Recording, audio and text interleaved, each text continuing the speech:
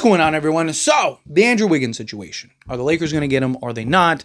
Lakers are out on Andrew Wiggins. Lakers are back in on Andrew Wiggins. Lakers are out again. What's the deal? Well, we got an update from the Miami Herald, so Miami insiders and stuff, and they relayed that the Miami Heat are expected to have Andrew Wiggins to start next season, that they fully expect him to come into training camp, as well as potentially start for the Miami Heat on the season. Now, this could be a couple things. One, Miami really means that, and that happens. Two, it could just be a ploy to get the Lakers to pony up and pay.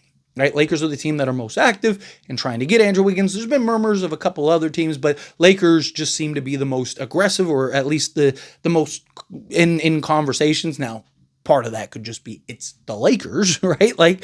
But the other part of that is that Andrew Wiggins makes a ton of sense for the Lakers. You know, he's a veteran 3-and-D wing that could slot in beautifully, give you some defense, defend 1 through 3 for you, even 4 on some nights. Andrew Wiggins makes a ton of sense if you can get them at the right price, right? Rui Hachimura, a first-round pick, and Dalton Connect is not the right price. Now, you could argue if it was like Rui, Connect, and Gabe Vincent, maybe then you would do it if you're the Lakers. And look, maybe that ends up happening. Very real possibility. But to give up your first, Connect, and Rui Hachimura, it doesn't make sense. The only reason I would do Rui, Dalton Connect, and Gabe Vincent for Andrew Wiggins is because you wouldn't just be getting Andrew Wiggins at that point, right? Like, you're essentially swapping Rui for Andrew Wiggins, and then now you can go get a Bradley Beal, you could go get, if Nikola Vucevic gets bought out, or, go get a DeAnthony Melton, right? So you're opening up roster spots, you're freeing up cap space, and you're getting Andrew Wiggins, right? So Lakers want to do a consolidation trade. Well, I've talked about if you can do the consolidation trade in the mix of an actual trade to yield a player that makes sense, then that's better, right? It'd be better for the Lakers to go get Andrew Wiggins and then open up 2 roster spots and clear off the money needed for the biannual exception and a vet minimum than it would be for them to just here's Gabe Vincent in a second round pick type thing, right? Like, that just doesn't make as much sense for the Lakers, right? So if you're getting back Andrew Wiggins, and then you also still have your first with Maxi Kleber and Austin Reeves, if you needed to trade him at some point, especially if you get like a Bradley Beal, do the Lakers maybe now look to do something like that? Point is, if you can get Andrew Wiggins at the right price, then you get him at the right price. Now, as far as Miami Herald talking about they're going to keep Andrew Wiggins, look, Miami very well may. Right? They might just go hey, we want him at the price we want him. Right? The original talk was that they wanted to get off his salary for next year, that they wanted to keep the books clear. Right? Well, a couple things. One, they could go into the season and then trade him at the trade deadline. They don't have to trade him right now. They could kind of be patient, wait the course, kind of let things develop. If the Lakers, end up getting patient or impatient at some point, or, say they're kind of struggling on the defensive side, maybe get a little desperate, you could even make the argument, let's say the Lakers are really good, right? Let's say the Lakers are second in the Western Conference, and just looking like a top real contender, right? If you're Miami, that might actually be better for you than if they're kind of bad and struggling, because Lakers might have the incentive now to go and make that move and make that trade. Be like, man, we go get Andrew Wiggins. That could be the piece that puts us over the top, right? So it just kind of depends on, 1, how the Lakers are looking at it, 2, how Miami's looking at it, and 3, this could just be, again, a tactic. Right? Great example. The Utah Jazz trade. Now, it didn't end up happening in the offseason. It ended up happening closer to the trade deadline, but Utah essentially dropped their price in half. It's just they wanted so much for Russell Westbrook that even them dropping their price in half wasn't worth it for the Lakers, right? But that trade, it was okay, we want essentially everything in the kitchen sink. We want both firsts unprotected. We want, all your young guys, we want everything. Right? And then you got closer to the trade to the beginning of training camp, right? And then all of a sudden it was all right, fine, we'll do 1 unprotected and 1 protected. And then they got days before training camp, and it was all right, fine, we'll do both unprotected. And then Lakers continued to be patient, and then come trade deadline, they ended up doing it for 1 unprotected or 1 protected first. Sorry, top 4 protected. So I look at it in that sense of we are so far away from training camp right now. I know people look at it, it's oh man, the season's right around the corner. And yes, it is to a sense, but it's still a long ways away. a lot can happen between now and then. And, the Miami's still looking to do moves. They're still looking to do, various things. So depending on what they end up landing or who they end up getting, right, could change and kind of dictate things, right? If they end up, say they're the team that lands Bradley Beal, they might go, okay, well, let's get off Andrew Wiggins, right? Because Bradley Beal wants to start. We promised him we'd start. And, who knows? There's a million different things that could end up happening, right? Somebody else could get bought out and Miami ends up, going like, hey, let's get this guy and then trade Andrew Wiggins to the Lakers and get some assets. Or, they might pull off another trade elsewhere. Like, we don't know what tomorrow's going to yield for a team like Miami and even the Lakers. Right? Like, again, somebody else could become available that we're not even thinking about that the Lakers end up pulling off. Right? Lakers, more often than not, end up just, it's all quiet, and then all of a sudden, boom, something happens, and it's like, wow, I didn't see that coming. Right? I never thought the Lakers were going to get that guy. Right? My favorite is when we get the reports, and it's like, Lakers are fine, they're going to stand pat.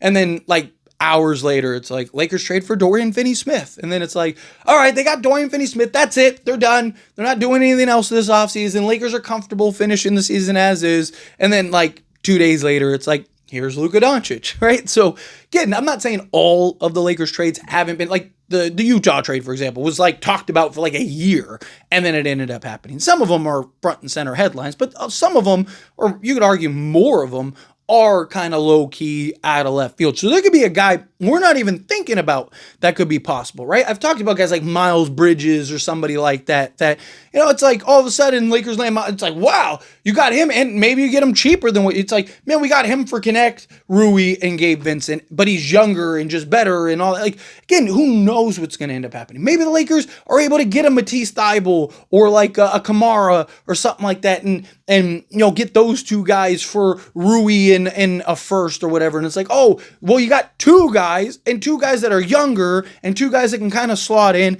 and you were able to get, who knows, again, what the Lakers are working on, what the Lakers are figuring out. A lot of talks about them for Summer League, that they're, negotiating and having all the conversations for Summer League and all that stuff. And I expect the Lakers to do that. Right? Lakers should, Rob Pelinka should be in the mix. Like, I've seen a lot of people we haven't seen Rob and whatnot at Summer League. Right? We shouldn't. He should be in the lab cooking. Right? Like, what are we talking about here? Like, I don't want to see Rob Pelinka sitting sideline BSing. I hope he is locked away in the highest room in the tallest tower, getting ready to pull off some type of trade or working on some trade or working on some move. Right? Like, I'm fine with Rob Pelinka not showing up on Summer League because hopefully he's behind the scenes talking to other executives and talking to, GMs and stuff and trying to work on something. Right? This is a good opportunity for that because everybody's there. Everybody's there talking and laughing and having a good time and, figuring stuff out. So I'm hoping that Rob Pelinka is doing his job. Right? Andrew Wiggins may end up happening. Right? It may not. There's going to be somebody else. And I know a lot of people want the Lakers to make a trade just to make a trade. I would rather the Lakers stand pat than overpay for Andrew Wiggins. I would. Some people might feel otherwise, right? But no trade is better than a bad trade. And you got to remember, the Lakers aren't the Thunder or the Rockets or Houston or San Antonio, right? Where they have a bunch of assets where it's like, you look at the Thunder and gave up a first and all that stuff for Gordon Hayward. And then it was so bad, Sam Presti had to do a press conference about how he messed up and my bad, I'm sorry, right? But it was okay. It was like a billionaire losing $100. It's like, you probably didn't even notice it, right? Because they have so much treasure trove of wealth and riches for trade and stuff. Lakers don't. Lakers have a first, and they have Dalton Connect. That's it as far as value-wise, unless they decide to trade Austin Reeves. That's it. That's all they have value-wise. Everything else is like pick swaps. Yeah, there might be some value in it, but that's more of like, hey, we're fine doing just like a player swap here, but we want to get something to feel like we won, so let's just do a pick swap, right? That's really what the pick swaps are, just kind of like the icing on the, or the cherry on top rather than the cake or the icing. It's like, hey, we'll do your guy for our guy, but we want to, we want it to look sexy, so throw us a pick swap, right? Like that's basically what those are. And then a second round. Like, again, Lakers don't have this. They have to get it right. Lakers, whatever trades, whatever moves they make, they have to get it right. They don't have 3, 4, 5 first that they can go and pony up. But it's like, man, they overpaid for Andrew Wiggins, so it made sense. I'm not against the Lakers overpaying if it makes sense and it's justifiable. I don't think Andrew Wiggins by himself makes sense and is justifiable. I'd rather you overpay, like I said, for Miles Bridges or something like that, because at least you can justify he's younger and he fits Luka's timeline, right? So it's like, yeah, he's just as good, if not better. He's also younger, and and you'd have him, Ayton, and Luka for the next 8 years. Right? And then whatever they do with Austin Reeves, then maybe it's Austin Reeves too. Now you have Luka, Austin Reeves, Bridges, and Ayton for the next 8 years. And then you got to solve the 4 spot, which you figure out after LeBron.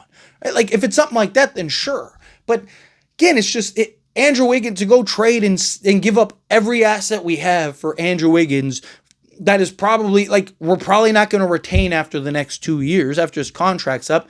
It just doesn't make sense. It's not worth it. Right? Like, I'm all for the Lakers taking a swing and making a swing and pulling off a trade that we're like, ooh, that was it. But again, it has to, if it makes dollars, it makes sense, right? It has to make sense. But we'll see. Time will tell. Anyway, as always, this is a discussion. I pass a question on you. Let me know your thoughts and opinions down in the comments. That being said, if you haven't liked this video, hit that like button. Helps me out. So we enjoy these types of videos, and I truly appreciate it. Not subscribe channel, hit that subscribe button. Turn on the bell notifications. Appreciate y'all. See you in the next one.